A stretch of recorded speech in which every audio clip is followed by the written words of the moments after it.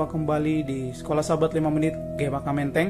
Program ini dibuat untuk memastikan jantung kerohanian kita tetap berdetak.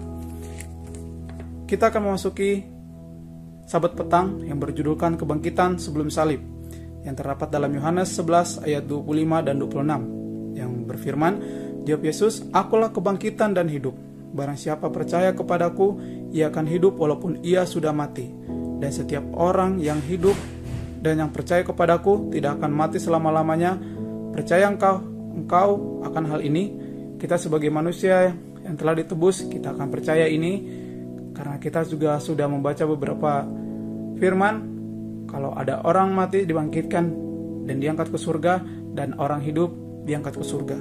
Di dalam kebangkitan sebelum salib, pada paragraf ini kita juga dijelaskan siapa-siapa saja yang telah mati dibangkitkan, dan yang hidup dibangkitkan kerohaniannya lalu diangkat ke surga.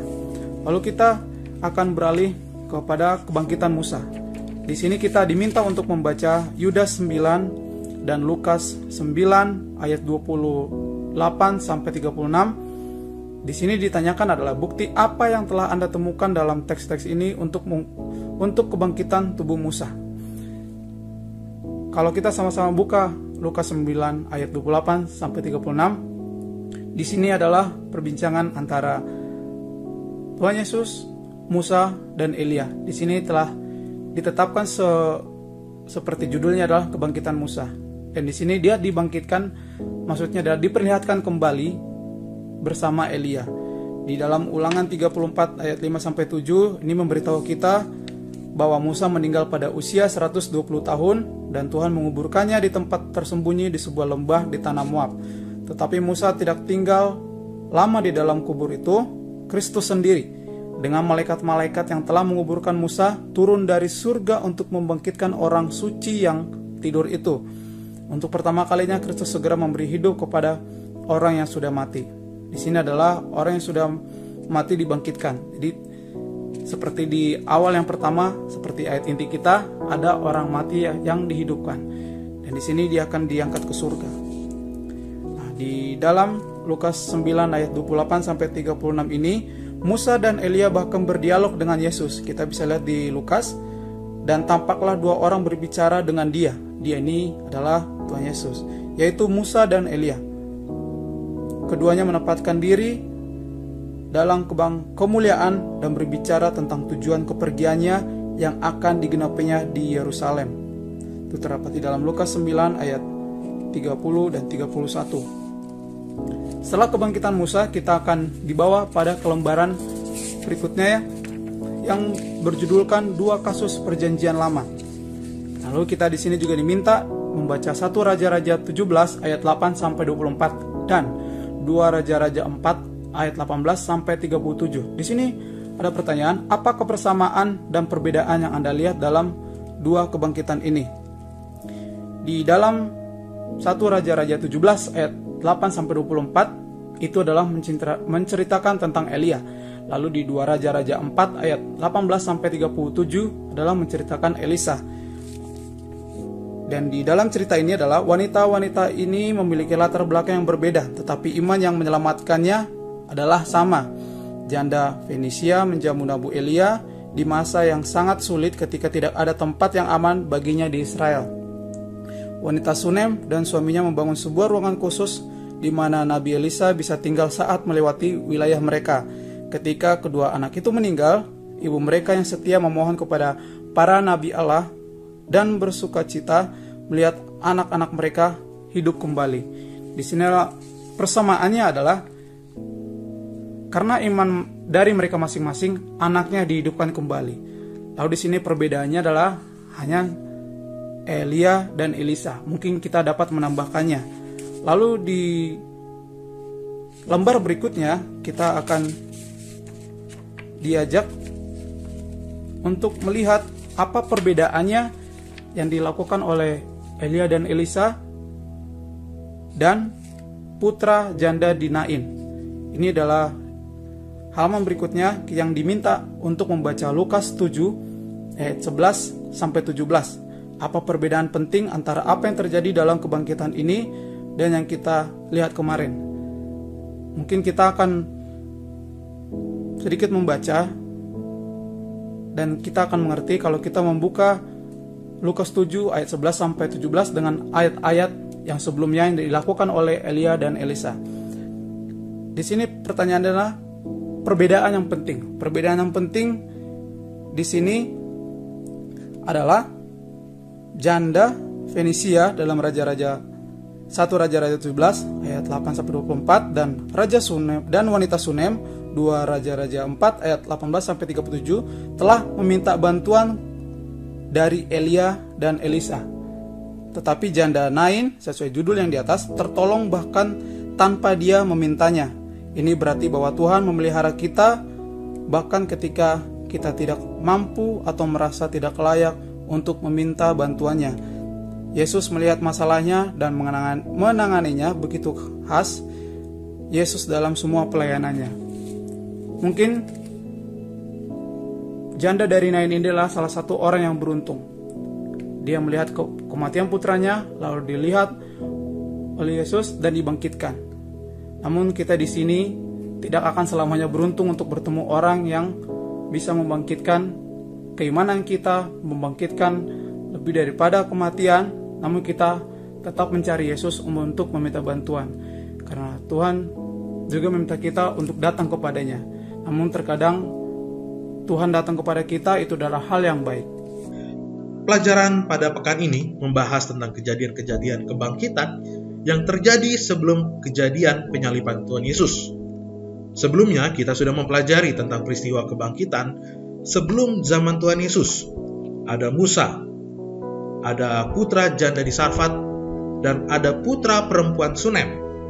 Kali ini kita akan membahas tentang peristiwa kebangkitan yang terjadi pada zaman Tuhan Yesus ada di bumi. Dan pelajaran ini juga menegaskan ajaran Alkitabiah tentang ketidaksadaran orang mati.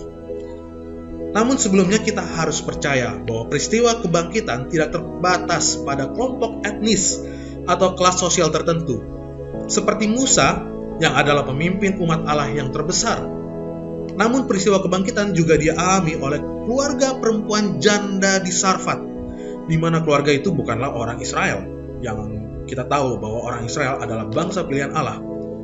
Terlepas dari latar belakang budaya atau status sosial mereka yang berbeda, mereka semua diberkati oleh Tuhan yang berkuasa memberi kehidupan.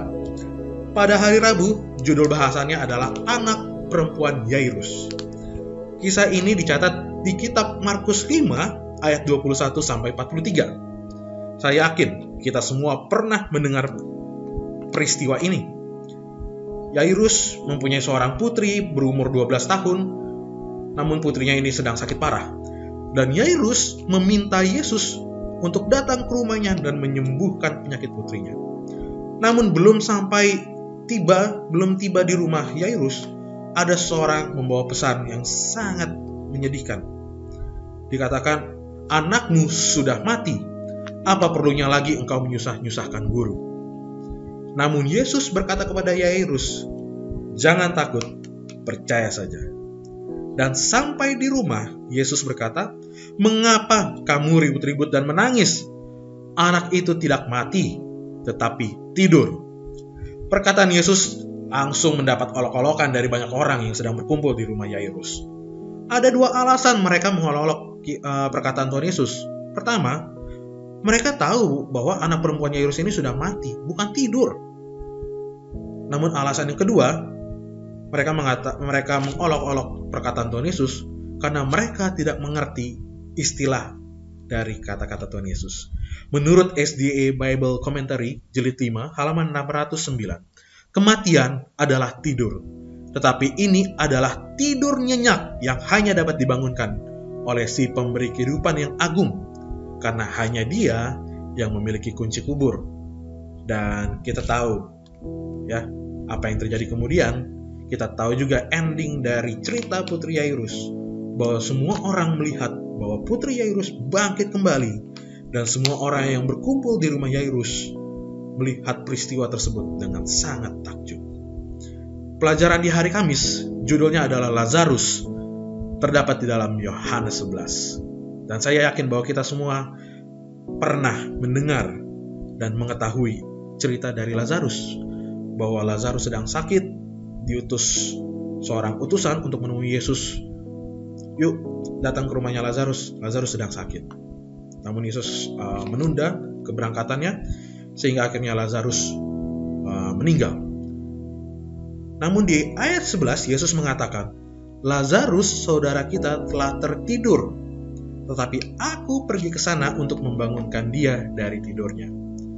Namun sekali lagi, murid-murid dan orang-orang banyak berpikir bahwa ya tidur ya istilahnya ya hanya tidur, beristirahat.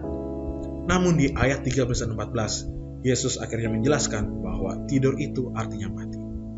Dan ketika sampai di Betania, diketahui Lazarus sudah mati selama 4 hari dan mayatnya sudah membusuk. Kita tahu juga bahwa Yesus bertemu dengan saudara-saudaranya Lazarus, Marta dan Maria. Dan Yesus memberitahu mereka bahwa Lazarus akan bangkit dari antara orang mati. Yesus sedang menegaskan kembali kepercayaan pada kebangkitan terakhir. Dan sekali lagi Yesus menerangkan bahwa dialah kebangkitan dan hidup. Barang siapa percaya pada Yesus, ia akan hidup walaupun ia sudah mati. Dan saudara-saudara Lazarus, Marta beserta Maria percaya kepada Yesus dan Lazarus bangkit. Alkitab mengatakan bahwa oleh firman Allah kehidupan diciptakan, dan oleh firman Allah juga kehidupan dapat diciptakan kembali, seperti dalam kasus Lazarus. Dan orang-orang yang melihat peristiwa itu, melihat kuasa Allah yang memberi kehidupan, kuasa yang sama yang membuat dunia kita ada, dan kuasa yang sama pada akhir zaman akan menghidupkan kembali orang mati dalam kebangkitan. Dan Yesus membuktikan bahwa dia memiliki kuasa untuk mengalahkan maut. Dan kesimpulan di hari Jumat dikatakan bahwa barang siapa memiliki anak, ia memiliki hidup. Pada saat Yesus datang kedua kalinya, orang benar yang mati akan dibangkitkan dengan keadaan yang tidak akan binasa. Dan orang benar yang masih hidup akan diubahkan ke surga tanpa melihat kematian. Terima kasih telah bergabung dalam program Sekolah Sahabat 5 Menit bersama GMHK Menteng, Jakarta. Sekolah Sahabat bersahabat, bersemangat, semua terlibat, jangan terlambat. Tuhan memberkati.